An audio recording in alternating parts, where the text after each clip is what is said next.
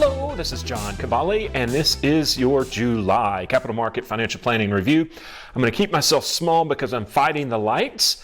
When I made myself larger, it was very dark. It looked like a horror movie or whatever. But I wanted you to have a nice background. I'm out of the office, actually on a family vacation, but we'd love doing these and keeping everybody informed. And thank all of you who comment. Thank all of you who take a moment to watch this. For those new people, which we have a lot that have recently signed on, I always do this in a video podcast format. So if you're driving around, you can listen and get the whole view. But if you are driving around, keep your hands on the wheel. Always be safe.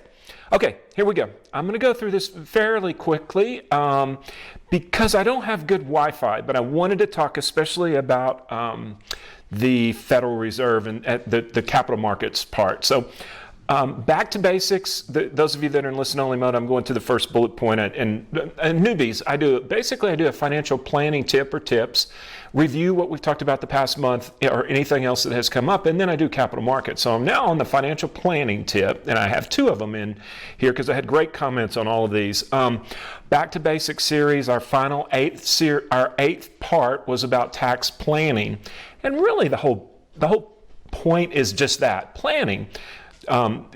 Tax planning is not doing our taxes on April 15th. It's thinking about it, keeping it top of mind throughout the year. That's what we help folks do. And we also have the advantage of knowing the posts that are, the posts or the nails, so to speak, that are out there during the year.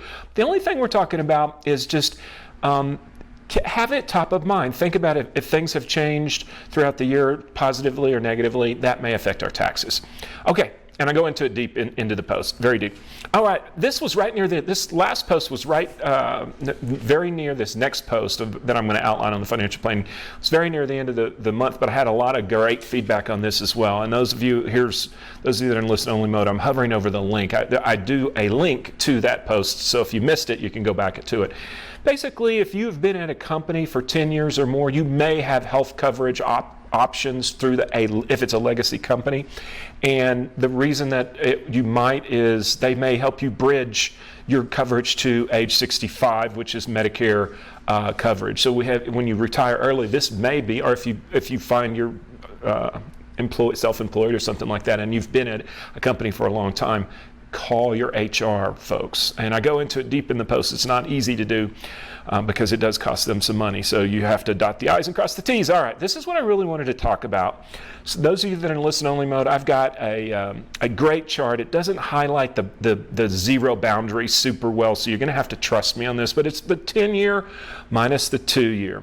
In normal times, 2-year yield will always be lower than the 10-year yield because 10 years has longer time to default to have problems. Right now, the 10-year is decidedly lower than the 2-year.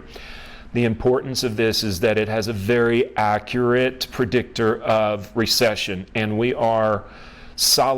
hit 30 basis points, which is pretty deep, pretty far inverted. I call it upside down. So the bond market has taken cue. Basically, it really took off when we got the second took off. The 10-year really started dropping. Recall, we've been talking about this, that generally rates go up and then they come down. Well, the rates really started coming down precipitously, especially on the long end. When the second GDP print, those of you that are in listen-only mode, I'm going to go to the Fed's Pickle. So we highlighted that the Fed may be in a pickle. Thank you, number one son, for doing the funny graph that I got a lot of comments on. I can't fit this all in here, but you'll have to, you guys, if you don't mind, trust me on it.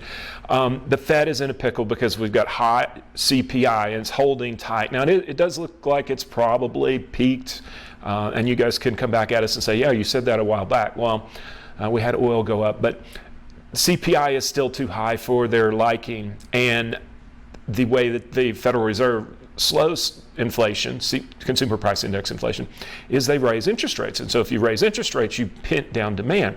Well, we've already got an economy that by the Bureau of Labor Statistics, BLS, has printed those of you that are in listen-only mode, I'm showing the releases. We have a minus 1.6 and a minus 0.9% Q1 and Q2. Now, Q2 is an advanced, it's the first basically report. So it could get revised back to positive, but it's semantics at that time. The economy is slowing from the Fed's own their own reporting, but yet you've got this inflation that's sticking around. So it'll be interesting to see how this plays out, and that's the main reason I wanted to pull this in, is just talk about that, the 10s and the 2s being upside down or inverted, and then the Fed not having a good thing. Now, in my post, the one that's right before this, I do talk that they get a couple of months. Actually, it's 9 weeks that the Federal Reserve gets before they have to make another decision. That's good because that gives them ample room to get some data points, hear from folks out in the capital markets and in the economy, and see what, not necessarily the capital markets, but in the economy, and see what's going on. So those of you that are in listen only mode, I have slowly scrolled all the way back to the top. I am at 5 minutes and 45 seconds. I'm sorry, I went a little bit long. I'm going to shut this down now because I do have slow Wi-Fi. There's no telling how many hours it may take for me to upload this, but we thank you all. We hope you enjoy us doing these videos. I know they're not Steven Spielberg professional, but to get the point across is what I try to do on this. Thank you very much. Have a great day. We'll talk at you at the end of August. Bye.